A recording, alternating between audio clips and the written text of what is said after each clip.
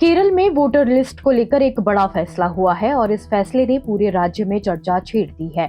चुनाव आयोग ने नई ड्राफ्ट वोटर लिस्ट जारी की है और इसमें 24 लाख से ज्यादा वोटरों के नाम हटा दिए गए हैं।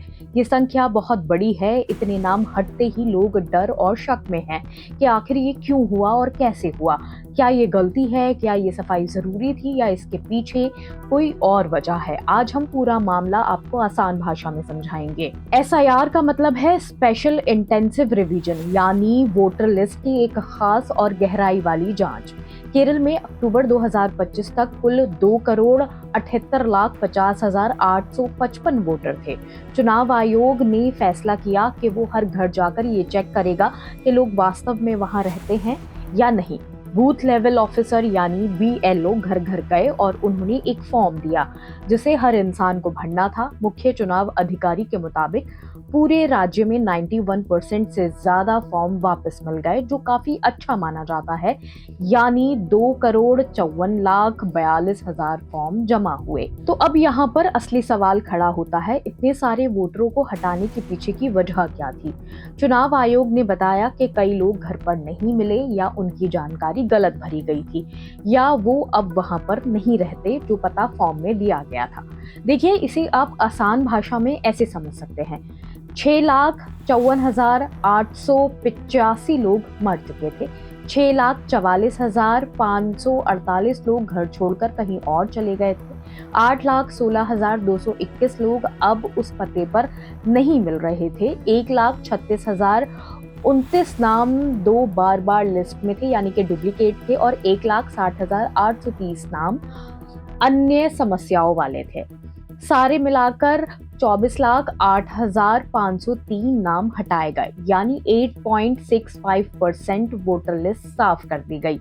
बीएलओज ने हर घर में 3 बार जाकर चेक किया। अगर 3 बार जाने के बावजूद कोई नहीं मिला तो उसे अनट्रैकेबल मानकर लिस्ट से हटा दिया गया। अगर नाम हट गया तो अब वोटर्स क्या कर सकते हैं, इसका भी समाधान है। चुनाव आयोग कह रहा है कि अगर किसी का नाम गलती से हट गया तो घबराने की जरूरत नहीं है। अगले 1 महीने तक आप अपना नाम वापस जोड़ सकते हैं। इसके लिए ऑनलाइन या ऑफलाइन फॉर्म भरना होगा। लगभग 1,000 अधिकारी इस काम के लिए तैनात किए गए हैं। अगर आपको लगता है कि आपकी शिकायत नहीं सुनी गई है तो पहले अपने क्षेत्र के ईआरओ के पास जाएं, फिर 15 दिनों में जिला कलेक्टर को अपील करें और कलेक्टर से भी समस्या हल ना हो तो 30 दिनों के अंदर राज्य के सीईओ के पास जा सकते हैं। यानी अवसर बहुत हैं, बस जागरूक रहना बहुत जरूरी है। तो विवाद क्यों बढ़ रहा है, ये सवाल खड़ा होता है। अब यहाँ से कहानी गर्म हो जाती है। केरल के मुख्यमंत्री पिनरई विजयन ने इस ड्राफ्ट लिस्ट पर नाराजगी जताई है। उन्होंने कहा, वोट का अधिकार तकनीकी गलती से नहीं हट सकता है। लिस्ट में कई तरह की गड़बड़ियां पाई गई हैं। जो लोग सितंबर 2025 की लिस्ट में थे उन्हें बिना पुख्ता कारण हटाया नहीं जाना चाहिए था। सरकार का कहना है कि इतनी बड़ी संख्या पर सवाल उठाना जरूरी है। वहीं चुनाव आयोग का कहना है कि ये साफ सफाई, यानी कि ये जो क्लीन अप जरूरी था ताकि भविष्य में फर्जी वोटिंग ना हो।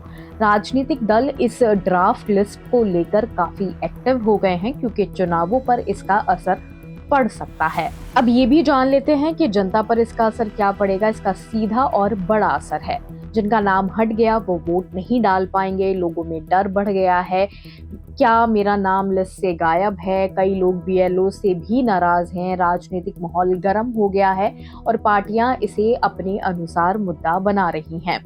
चुनाव आयोग कह रहा है कि ये ड्राफ्ट लिस्ट है, अंतिम नहीं है, इसलिए जनता से अपील की जा रही है कि अपना नाम जरूर चेक करें। इस पूरी एसआईआर प्रक्रिया के बाद केरल के मुस्लिम समुदाय में एक अलग तरह की चिंता देखने को मिल रही है।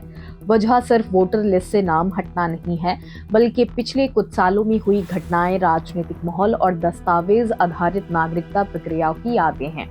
असम एनआरसी में 19 लाख लोग लिस्ट से बाहर हुए थे, जिनमें बड़ी संख्या में मुसलमान परिवारों को निशाना बनाया गया था।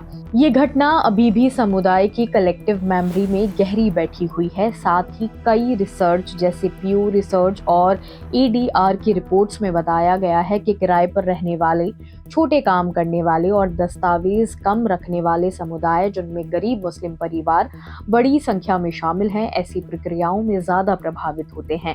इसलिए जब केरल में 24 लाख नाम हटे तो कई मुस्लिम संगठनों ने चिंता जताई कि कहीं उनके मजदूर, प्रवासी या अस्थायी घरों में रहने वाले लोगों के नाम गलती से तो नहीं हट गए हैं। बीएलओ के 3 बार घर पर मिलने वाले नियम का भी असर इन परिवारों पर ज्यादा पड़ सकता है, क्योंकि कई लोग काम की वजह से दिन भर घर पर नहीं मिलते हैं। इसलिए समुदाय के अंदर ये डर है कि कहीं ये साफ सफाई उन्हें आगे चलकर मतदान अधिकार से ही वंचित ना कर दे या उन्हें दोबारा अपनी भारतीय पहचान साबित करने के लिए जाल में ना उलझना पड़े। ये मामला सिर्फ केरल का नहीं है, ये सवाल है कि क्या हमारी वोटर लिस्ट भरोसेमंद और पारदर्शी है। इन 24 लाख नामों में वास्तव में कितनी गलतियां हैं, ये अगले कुछ हफ्तों में पता चलेगा। लेकिन सबसे जरूरी बात यह है कि अपने नाम को लिस्ट में जरूर चेक करें। अगर नाम नहीं है तो तुरंत आप फॉर्म भरें और अपने परिवार, दोस्तों और पड़ोसियों को भी ये जानकारी दें, क्योंकि वोट आपका अधिकार है और ये अधिकार तभी बचेगा जब आपका नाम लिस्ट में रहेगा। फिलहाल इस खबर में सिर्फ इतना ही। बाकी और खबरें देखने के लिए जुड़े रहिए ऑब्जर्वर पोस्ट के साथ। शुक्रिया।